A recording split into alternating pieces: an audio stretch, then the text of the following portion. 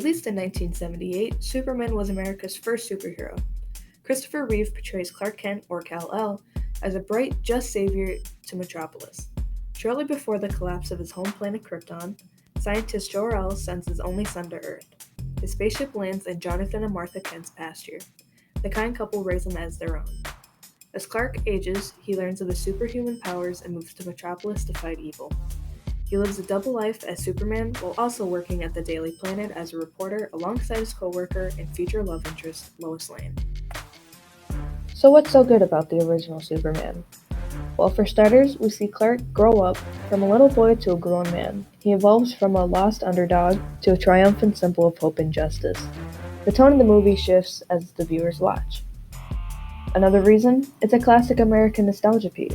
The iconic classic Superman costume and well-mannered young man that is Clark Kent reminds viewers of a different time in America. And last but not least, there's an epic love story. Lois Lane, played by Margot Kidder, is a perfectly flawed human. She smokes cigarettes, swears, misspells things, and is even mean to Clark at the beginning. As the story progresses, she falls for him entirely, and so does he. She shapes him into a better man and even more human. Released in 2013, Man of Steel had to be one of the most anticipated movies of the year.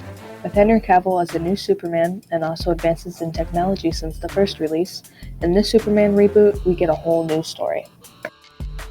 So why is Man of Steel good? Well, the first reason is it shows the acts of heroism in average everyday people. Superman seems to inspire people to help one another, whereas other times the people seem helpless. The idea that superheroes evoke natural goodness in mankind is definitely present in the film. Another reason is we see a deeper Superman. Not only do we get this inspirational beacon of hope out of him, we also get a look at how Clark has lived his life in alienation and progressively found a sense of belonging and self-worth. The third and last reason is the visual effects are amazing.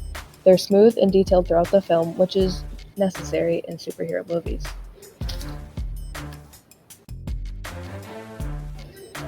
Now, I wouldn't say Man of Steel is the best Superman movie, but I also wouldn't say it's the worst. But here's what's wrong with it.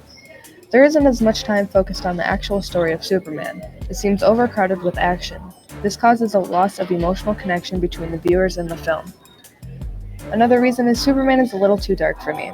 He should be bright, witty, patriotic, and caring. With this version, we get a very cold Superman. And another reason, a very big reason, Lois Lane and Clark, the legendary love story, there's almost no time spent on it. Man of Steel lacks the emotional aspect, unfortunately that counteracts Lois and Clark's relationship. Lois and Clark don't have much screen time together, and when they are together, there's little connection or chemistry. This gyps the viewer out of a phenomenal love story and in-depth character development.